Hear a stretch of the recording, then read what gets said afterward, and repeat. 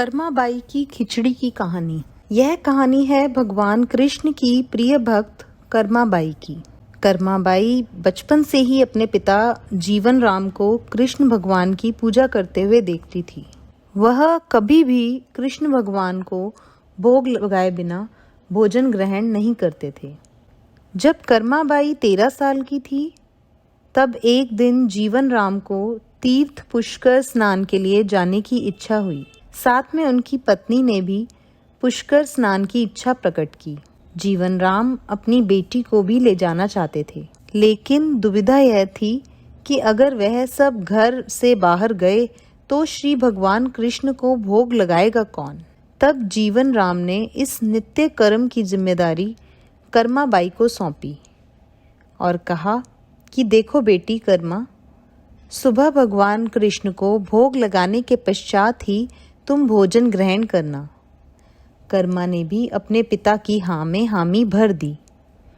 अगले दिन सुबह कर्माबाई ने उठकर सबसे पहले गुड़ और घी डाल के बाजरे का खीचड़ा बनाया और भगवान कृष्ण की मूर्ति के सामने रख दिया और बोली, भगवान, मैंने आपका भोग रख दिया है, आपको जब भूख लगे तब खा लेना, तब तक मैं घर के काम पूरे कर लेती हूँ।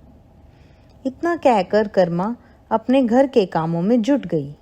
काम करते करते बीच बीच में आकर देखने पर जब कर्मा को ज्ञात हुआ कि भगवान ने अभी तक खिचड़ा नहीं खाया है, तब उसे संदेह हुआ कि शायद खिचड़ी में घी और गुड़ कम है, इसलिए भगवान कृष्ण भोजन ग्रहण नहीं कर रहे हैं।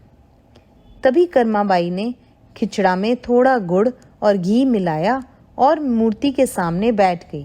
वह बोली, भगवान, मेरे पिताजी जब खिलाते हैं तब तो आप खा लेते हो, तो अब क्यों नहीं खा रहे? और अभी तो पिताजी बाहर गए हैं, उन्हें आने में बहुत दिन लगेंगे, तब तक आपको भोग लगाने की जिम्मेदारी मुझे दी गई है, इसलिए जब तक आप भोजन नहीं खाएंगे मैं भी कुछ नहीं खाऊंगी।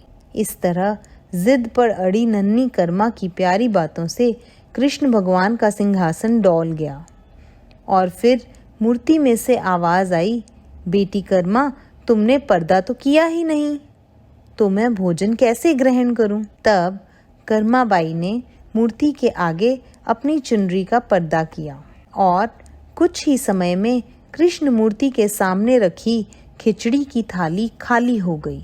अब कर्मा रोज सुबह सबसे पहले कृष्णा को बाजरे का खिचड़ा खिलाती और बाद में खुद भोजन ग्रहण करती। कुछ दिनों बाद घर लौटने पर कर्मा के माँ बाप भी कृष्ण की लीला देखकर दंग रह गए। इस तरह कर्माबाई ईश्वर कृष्ण की निस्सीम भक्त बन गई। अपने जीवन के अंतिम दिनों में कर्माबाई भगवान जगन्नाथ की नगरी जगन्नाथपुरी में एक कुटिया में बस गई थी। वहां पर एक दिन कर्माबाई की कुटिया के सामने एक तेजस्वी कांति वाला बालक आया और उसने कर्माबाई से कहा, मुझे भूख लगी है, माँ खाना दो। उस वक्त भी कर्मा अपने भगवान कान्हा को खिचड़ा का भोग लगा रही थी। कर्मा ने उस बालक को भी खिचड़ा खिलाया। उसके बाद से वही बालक हर रोज कर्मा के हाथ का खिचड़ा खाने आता था। यह सिलसिला कई वर्षों तक चलता रहा। यह बालक कोई और नहीं, स्वयं जगन्नाथ भगवान थे, क्योंकि जिस दिन कर्माबाई का देहांत हो गया उस दिन जगन्नाथ भगवान की मूर्ति की आंखों से आंसू बह रहे थे और उसी रात मंदिर के पुजारी के स्वप्न में जगन्नाथ भगवान आए और अपने दुखी होने का कारण बताया कि उनकी परम प्रिय भक्त कर्माबाई गोलोक सिधार गई हैं। मैं रोज सुबह उसके हाथ की खिचड़ी खाता था, अब मुझे खिचड़ी कौन खिलाएगा? अगले दिन से मंदिर के पुजारियों ने निर्णय लिया, भगवान को रोज बाजरे के खिचड़ा का भोग लगेगा और उस भोग का नाम दिया गया कर्माबाई की खिचड़ी। बोलो जगन्नाथ भगवान की जय।